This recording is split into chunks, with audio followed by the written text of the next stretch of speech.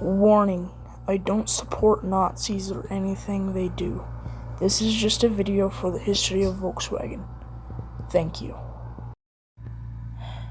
Hello everybody, educational video time. Today I'm going to be telling everybody about the history of Volkswagen. So, the company began when German dictator Adolf Hitler wanted a car for the German public.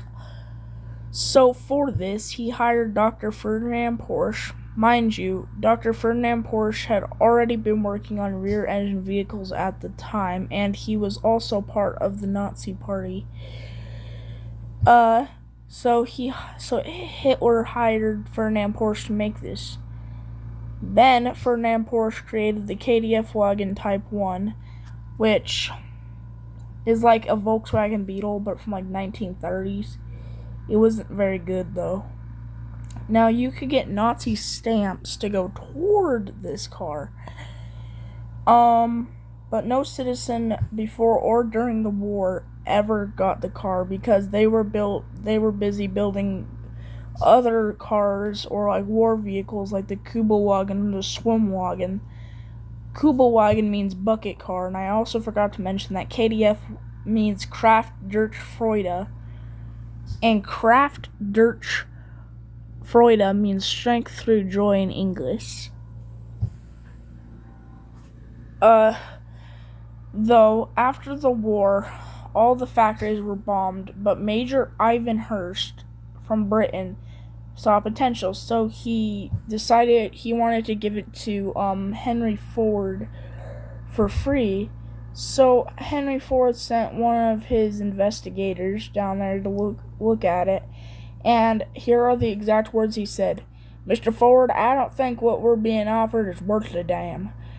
Now, mind you, Major Hearst was offering the car for free. Yes, he was offering the factory for free.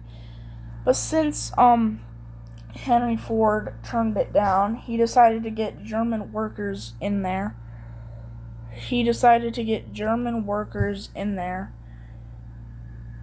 So that's what he did. He got German workers in there. And then they built the Type 1 Volkswagen. And then he renamed the town to Wolfsburg, Germany. In the 1950s, a guy by the name of Ben Pond came into the factories to look at the car. To just investigate. Then he saw this thing rolling around called the Platen wagon. It was to haul big parts and stuff like that, and he saw potential for it. So in his notepad, he took the shape of the Platen wagon, then put a boxy frame over it. This, my dear friends, is how the Volkswagen Type 1 Transporter was born in the late 1950s. In the 1960s, Volkswagen, this is their big boom. In 1963, they released the Volkswagen Beetle 1963.